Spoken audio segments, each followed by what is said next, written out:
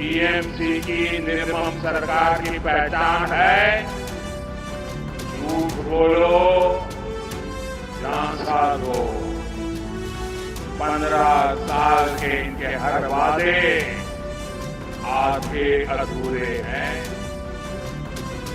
आप इनके महाझूठ देख लीजिए।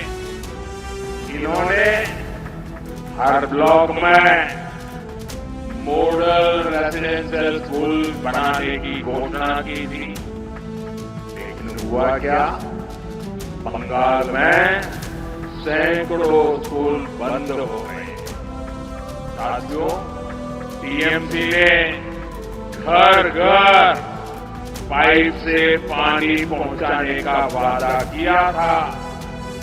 हर घर नल तो नहीं पहुंचा, लेकिन जल भराव का गंदा पानी आपके घर द्वार तक जरूर आ गया। बंगाल की खाड़ी से उठी भगवा लहर ने काली घाट के उस अभेद किले को ढहा दिया जिसे कल तक अजेय माना जाता था। ममता बनर्जी जो खेला होबे की हुंकार भरती थी, आज खुद उस खेल में मात खा गई। लेकिन क्या ये महज संयोग है या फिर वो गलतियां जो सियासत में बहुत बड़ा बदलाव लाने की ताकत रखती हैं?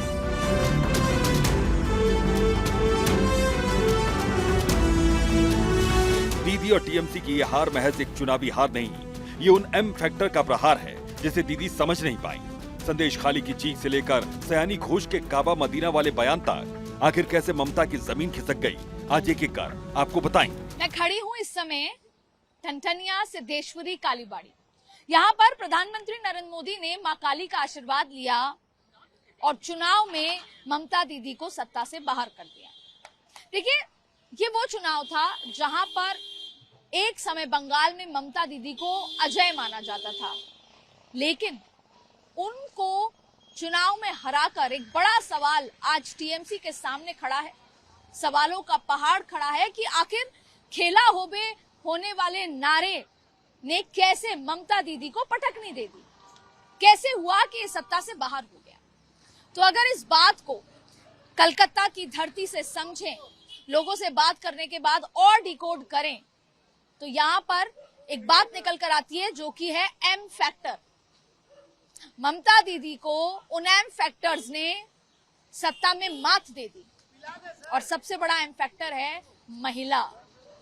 आज हम उन महिलाओं से लेकर माइनॉरिटी और मतवा तक वो तमाम एम फैक्टर्स का जिक्र करेंगे जिसको ममता दीदी ने चुनाव में मात दी। लेकिन सबसे बड़ा फैक्टर था महिला, जो कि ममता दीदी को अपना सब कुछ मानती थी, लेकिन संदेश खाली, आरजीकर जैसे मुद्दों पर असंवेदनशीलता, इग्नोरेंस और उस तमाम वो बातें थी जिससे महिलाओं का दिल दुखाया।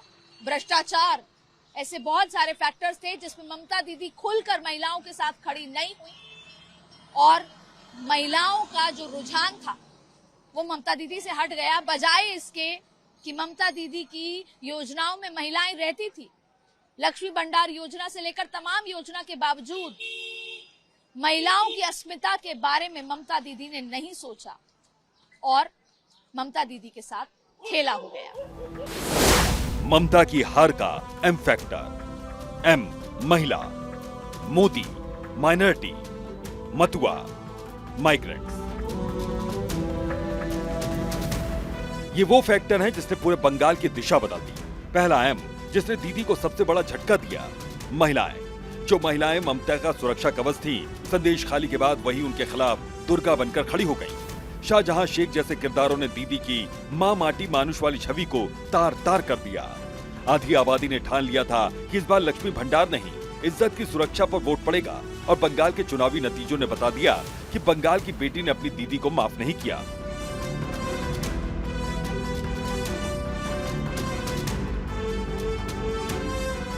ममता बनर्जी जिस सोशल इंजीनियरिंग को अपनी जागीर समझती थी, वो ताश के पत्तों की तरह बेकार गई। एक तरफ सीए की काट लेकर आए अमित शाह ने मतुआ समुदाय को भगवा रंग में रंग दिया, तो दूसरी तरफ मुस्लिम वोटों के बिखराव ने टीएमसी की जड़ों में मट्ठा डाल दिया। ममता जिस ध्रुवीकरण के सहारे चुनाव जीतती थी, इस बार वही दांव उन पर उल्टा पड़ गया। मधुआ समुदाय बंगाल की राजनीति में एक निर्णायक भूमिका निभाता है, जो ममता दीदी का मजबूत वोट बैंक था। लेकिन 2026 के विधानसभा चुनाव में समीकरण बदल गए। मधुआ समुदाय के धार्मिक केंद्र ठाकुरबाड़ी में शुभेंदु के प्रभाव ने ममता के प्रभाव को पूरी तरह से बेअसर कर दिया। नतीजा ये हुआ कि उत्तर 24 परगना और नदिया जैसे जिलों में जहां मथुआ आबादी घनी है, बीजेपी ने क्लीन स्वीप जैसी स्थिति पैदा की। दूसरा सबसे बड़ा फैक्टर था माइनॉरिटी यानी अल्पसंख्यक और मथुआ वोट बैंक। देखिए, सीसीए जैसे मुद्दे पर मथुआ वोट बैंक एकजुट होकर बीजेपी के पाले में चला गया, लेकिन माइनॉरिटी वोट बैंक एकजुट नहीं हुआ। हिंदू वोट बैंक कई टीएमसी के नारों के चलते एकजुट हो गया, लेकिन माइनॉरिटी वोट बैंक एकजुट नहीं हुआ। देखिए, कई ऐसे वोट बैंक थे जिसको ममता दीदी अपनी जागीर समझती थी, लेकिन वही सामाजिक समीकरण ममता दीदी का बिगड़ गया। और एक बड़ा वोट बैंक आपको बताएं, जो बड़ा एम फैक्टर है, वो है नरेंद्र मोदी। मोदी खुद, मोदी का चेहरा, जिसने गांव तक, ग्रामीण इलाकों तक अपनी योजनाओं से ग्रामीण वोट बैंक को भी अपने पाले में कर लिया, जो कि ममता दीदी के पास हुआ करता था। यानी मोदी का चेहरा, उनकी विकास की योजनाएं, गारंटीज, महिलाओं को लेकर बातें, तो ग्रामीण महिलाएं भी बीजेपी की तरफ आ गई, ममता दीदी का पाला छोड़ दिया। फिर एक बड़ा एम फैक्टर था खुद ममता दीदी। देखिए, ममता दीदी धीरे धीरे लोगों से छिटकती चली गई, और वजह थी ममता दीदी का एक सादगी और सोच का एक फैक्टर था, जिससे वो लोगों से जुड़ी हुई थी। लेकिन सिंडिकेट, भ्रष्टाचार, ये तमाम वो चीजें हुई जिसने उन्होंने जनता से कट कर दिया, जनता से धीरे धीरे छिटका दिया। तो ममता दीदी खुद एक बहुत बड़ा एम फैक्टर रहा यहां पर चुनाव के समीकरण को बदलने के लिए। और आखिरी बड़ा एम फैक्टर था माइग्रेंट्स, वो लोग जो उद्योग, नौकरी के लिए बंगाल छोड़कर दूसरे राज्यों में जाते थे, वो बदहाल स्थिति को देखकर वोट करने वापस आए, इस उम्मीद के साथ कि आखिरी चांस है कि हम बंगाल को बचा सकें। तो बदहाली उद्योग की स्थिति में देखते हुए उन माइग्रेंट्स ने भी ममता दीदी के खिलाफ काम किया। तो ये जो बड़े फैक्टर मैंने आपको बताए, महिला, उससे बड़ा फैक्टर मथुआ, उससे बड़ा फैक्टर मुस्लिम, नरेंद्र मोदी का चेहरा, ममता दीदी खुद और माइग्रेंट्स, ये तमाम वो एम फैक्टर्स हैं जिससे ममता दीदी, जो कि अभय थी, अजय थी हमेशा के लिए, जिनको हराया नहीं जा सकता था, आज इस हाशिए पे खड़ी हैं कि ये भी नहीं पता कि शायद उनका कमबैक होगा या नहीं हो पाएगा।